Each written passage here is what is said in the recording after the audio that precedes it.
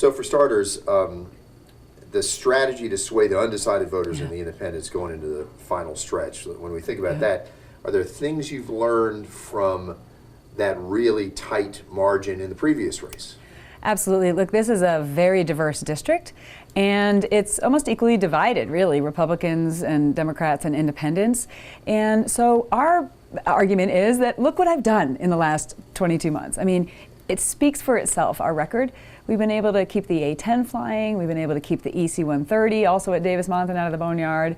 We've been effective getting 9 bills passed through the House, 2 signed into law. So we're trying to just get our record of results out there. So those people that are really busy, living their lives, not thinking about the election until they get their ballot or they're getting ready to go to the polls, that they know the results that I've been able to get from Southern Arizona in my first term, which is about 22 months I've been there. How we've been able to be really effective to help grow our economy here, effective to protect our military bases, infrastructure projects. We're winning on many issues. We've also had tremendous world-class constituent services, returning over $1 million to our constituents through our cases where we fight to federal agencies on their behalf. And so we're serving the community well, and we've got to make sure that they hear that message. What do you think of is the character sketch of this district in terms of who's there, their political points of view, all of that? Well, I think it's very much a microcosm of the country, and very much I think it's kind of like a bell curve. Generally speaking, the vast majority of people agree, and their priorities are economic opportunity and safety and security. There are a lot of issues on the edge of the bell curve that there are sincerely held different beliefs on, and political activists on both sides. But whether you're a Republican, an independent, or a Democrat, and you're a small business owner, you want to have an opportunity for your small business to grow. You don't want higher taxes and more regulation. You're looking to be able to hire more people, get access to capital, and grow your business. You want Davis-Monthan to stay safe and secure and have more missions come here. Those are not politically charged issues, but the district is quite diverse across the board. We've got a great deal of Tucson, and then we've got all of Cochise County. So we've got rural and urban. We've got increasingly growing Hispanic population. We've got a number of seniors and snowbirds that have come here and settled down, and a growing millennial population. So it's incredibly diverse, and I know that, and it's a privilege to be able to represent such a diverse district. And as I've been representing over the last nearly 2 years, I've been listening to, okay, what are your top priorities? What are those issues that unify us, and what can we actually get done in a divided government that actually gets results for us? And again, my record speaks for itself. What are those priority issues? The priority issues, again, are growing our economy. So when I look at the federal role of growing our economy, because it's not the federal government's primarily responsibility to grow our economy here in Southern Arizona. We've got to work with the state, local officials. We've got to attract new businesses. Yesterday I was at the home goods ribbon cutting, 1,000 new jobs coming to Southern Arizona, so that's all great news. When I look at the federal role here, it's number one, protecting and growing our amazing military bases that are here. Davis-Monthan and Fort Huachuca are in my district. We've got to make sure that we keep the A-10 flying, that we keep the EC-130 here, and we attract new missions here. We're in the running for a number of good ones right now. This is important for our military, but it's also important for our economy. It's about $1.5 billion of economic impact. Again, I've been able to keep the A-10 successfully flying and funded now for 2 years in a row. We've got amendments added to the defense bills that prohibits them from retiring them. A $100 million amendment, that was my amendment, to rebuild the wings of the A-10 to keep it flying. And in this year's defense bill, I personally wrote that they can't retire one more A-10 until they have a side-by-side competition with the F-35 in close air support and combat search and rescue. So they have to fly off with each other. We got to get the results, and then we'll make a decision further down the road as to whether there's an increased risk in that mission. That's going to keep the A-10 here for a pretty long time, and we've been able to get results on that. The other important federal role for growing the economy is related to the infrastructure. We are a border district, which comes with some security challenges, but it also comes with opportunity. We really could become a logistics hub, and we're seeing companies like Home Goods and others coming here that are starting to realize what a strategic location we have with a new port of entry down in Nogales. But we've got to have the infrastructure to be able to have that commerce coming up through Arizona instead of California and Texas, where it's mostly coming these days. And so we had a long-term highway bill for the first time in 10 years. I had 4 priorities for Southern Arizona on that bill, making sure that the little 2-lane state road, SR 189, was eligible for future federal funding. It connects the port of entry to I-19. And if we can't expand that, we're still going to have a bottleneck problem. So we wanted to have that in the bill. Making sure I-19 is in the freight network. It wasn't in the previous highway bill. And then the Sonoran Corridor and the I-11 project, which are both future visionary projects that are game changers for us. One economic study showed that that could draw 200,000 jobs and $32 billion of economic impact to our community. So we fought for all 4 of these in the long-term highway bill, and we got all 4 in, and this was signed into law. Another federal role that we have is attracting appropriate research dollars to our world-class university here. We've got some niche specialties here, and I've been fighting for and getting great results in making sure that we're increasing our research dollars and partnering with the university to highlight the amazing things here. And one last federal role is keeping the Cherry Belle Postal Processing Facility open. We've been successful in that. That's impacting not just the jobs that are there, but it's impacting veterans, small businesses, senior nonprofits, and especially individuals in the rural areas, and we've been winning on that as well. Now, you're citing your... I'm so sorry. Uh-oh. Okay, good. All right, so we were talking about how you've been citing your voting record, and Matt Hines has been citing his voting record in the state legislature as an example of being able to reach across the aisle and get things done. What sort of strategy do you have to set yourself apart there? Well, as a freshman member of Congress, it's not just my voting record, but the record of actually getting results of the things that I've been leading on. I've gotten 9 separate bills out of committee and passed by the House of Representatives, and I've gotten 2 of those signed into law. Of all the 435 members of Congress this cycle, only 4% have gotten 9 or more bills passed through the House, and only 6% have gotten 2 or more signed into law. That's everybody. People that have been there as freshmen, people that have been there for a long, long time. So my record speaks for itself as far as how effective I'm being in Washington, D.C. That doesn't even count the big wins that we've had on the defense bill to protect Davis-Mont and Fort Huachuca, the A-10, the EC-130, and the big wins we had on the long-term highway bill. So just looking at those, we had somebody get in touch with us last week who looked at the data and said, since 1989, which is when online data is available, I am in the top 2 most effective freshman members of Congress, having so many bills passed through the House and signed into law. So my record really speaks for itself in this Congress, in this divided government, actually getting things done. My mindset generally comes from my being a veteran, really. You know, as someone in the military, we're actually mission focused.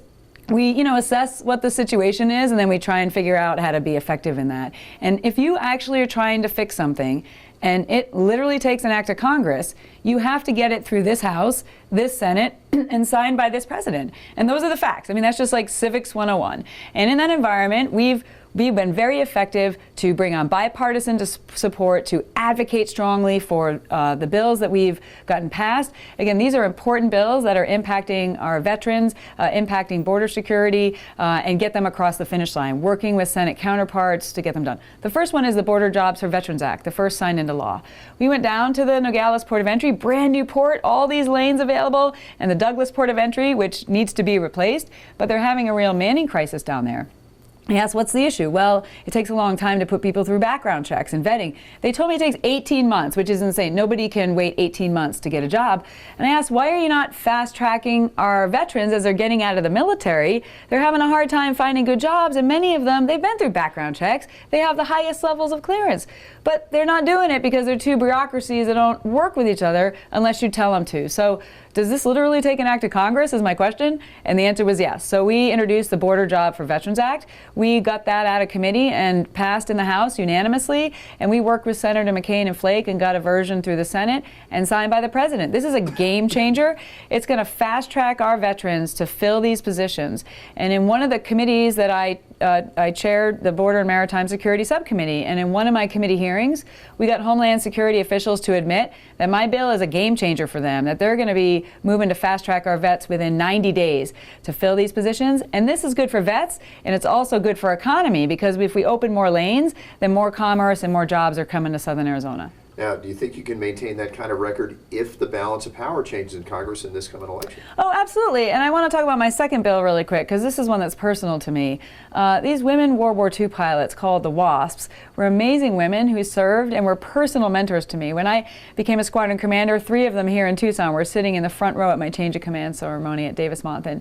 They served their country at a time when we needed them, and 38 of them died in the line of duty. But because of cultural hang-ups and sexism about women can't be active duty military pilots, they were in this quasi-civilian status at the time, and they were told to leave and be done after World War II and never given any benefits or any honorable discharge. And when those who died in the line of duty, they had to pass the hat to help get their bodies back to their families.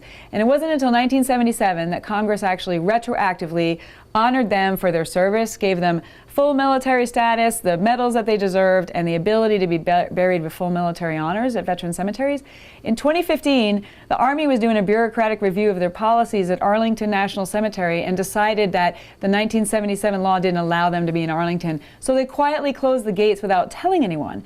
And it wasn't until Elaine Harmon, one of these amazing women, passed away and wanted to be in Arlington and was denied that we heard about this. The family of Elaine went to social media, change.org, and the media to say, this is wrong, this need to be made right. I first heard about this, I was in disbelief.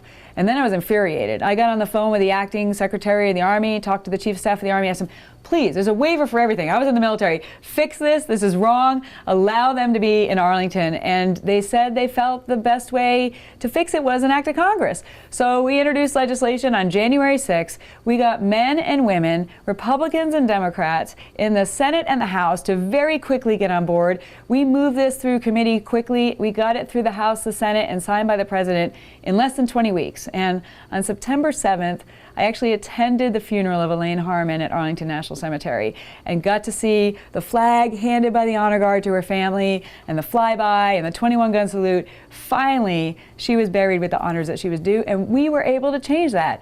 That actually is the mindset and the perseverance that I'm going to continue to bring if I'm given the opportunity to continue to serve this district. Let's roll back to the prospect of the balance of power changing in Congress, and that's kind of a special bill, a little different from some of the routines. It is. Well, how would you maintain a record of getting things through if the balance changes? Right. Well, I mean, it's a divided government right now anyway. So right now we have a Democrat president and we have Republicans in the Senate, but you need 60 votes to move anything through the Senate. So you need 6 Democrats in order to even bring something to a vote in the Senate. So, I mean, if any of that shifts, the realities are still there that in a divided government, you have to find some common ground and you have to be able to strategically be credible to make your case in order to move your initiatives forward. All of my bills have been bipartisan. All of them were passed either unanimous or nearly unanimous in the House. These are common sense solutions where we can find common ground across the aisle, and that's the mindset. Just as an example, we had a bill that helps our first responders get better access to information with the terrorism threat growing and the homegrown extremism that we're seeing. We want to make sure that firewalls are broken down between federal law enforcement agencies and local law enforcement agencies. So those that are having to deal with these issues in our communities are able to get the information and the clearances that they need in order to get access to what the federal law enforcement has. This is common sense legislation that we got through the House. The 9th bill we got through the House was rolling back a harmful tax increase on seniors in the middle class that is buried in the Affordable Care Act. This is one of the little known pay-fors in that act that are actually, paying for the Affordable Care Act. It was brought to our attention by a Green Valley resident, Lauren Thorson, who has sadly passed away this year. But he brought this to us saying this is wrong, and in January 2017, if we don't stop it, there's going to be a tax increase on seniors. It's already happened in the middle class. So we worked tirelessly, Democrats and Republicans. We got AARP and some other groups on board to kind of build momentum to get some more co-sponsors. We were able to get that out of committee and passed in the House, and we're working right now with getting it through the Senate. So my record of effectiveness in a divided government speaks for itself, regardless of who's in charge.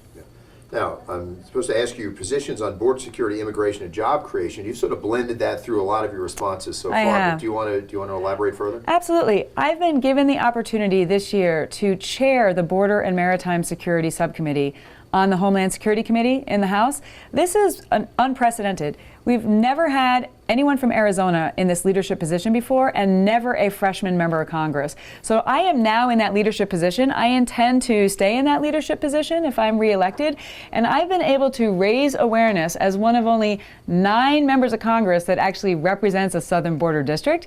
There's a lot of people who talk things about border security that have never been to the border and don't really know much about what they're talking about. So representing a border community, I've had now 6 hearings in Washington, D.C., well, 6 total, 5 in Washington, D.C., and 1 here in our community, so that we can hear the voices of my constituents of what the challenges are of living in a border community, the challenges of having cartels trafficking through our communities, the public safety challenges that comes about, and then how we can have a better border strategy. We've got the Border Patrol leadership to admit that they only have real-time situational awareness of about 56% of the southern border.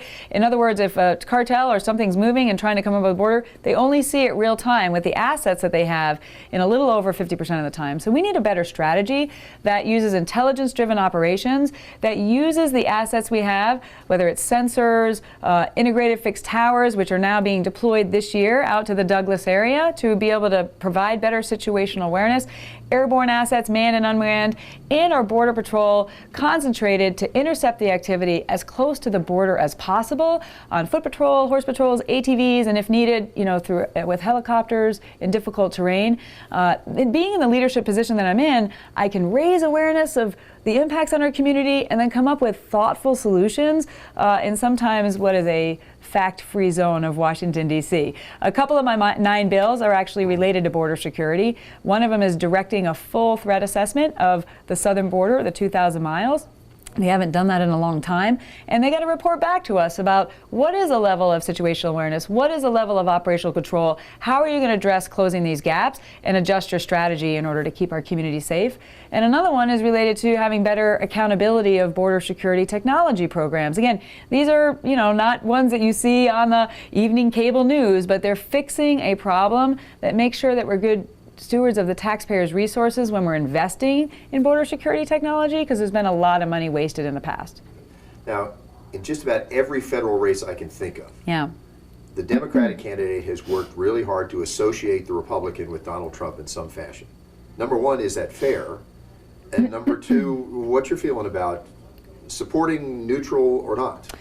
I'm running to represent CD2 in the House of Representatives. I represent 700,000 people in a co-equal branch of the government to the White House. This strategy that they've been trying to use to just tie us to our nominee is not working. Look, people are smart enough to make one decision about who they're going to vote for president and another decision about who is best to represent them in the House of Representatives in a co-equal branch of the government to provide checks and balances of whoever ends up winning the White House. So it's obvious that this strategy isn't working. And look, if this is going to be a proxy race about all the flaws of the party's candidate, well, then the other side needs to eat all the flaws of their candidate as well. That's not what the voters are looking for. That's not what I hear from my constituents. They want to know about my record. They want to know what I've been able to get done. And they want to know what else I'm going to do regardless of who's in the White House. And that's been our focus. Okay. I think that's going to do it. Anything you want to add? No, that's it. It's well, let me just say in general, Craig, it's been an absolute honor to be able to represent Southern Arizona in Washington, D.C. It can be a bit of a frustrating place, but I was frustrated, which is why I decided to run. After serving in the military 26 years, I feel this is my new call to duty. I have a mindset that I deploy there in order to fight for Southern Arizona, and I'm going to continue to fight hard to get results for Southern Arizona on the things that we can agree upon, and my record speaks for itself. So it's been an honor, and I hope I get the opportunity to continue to serve.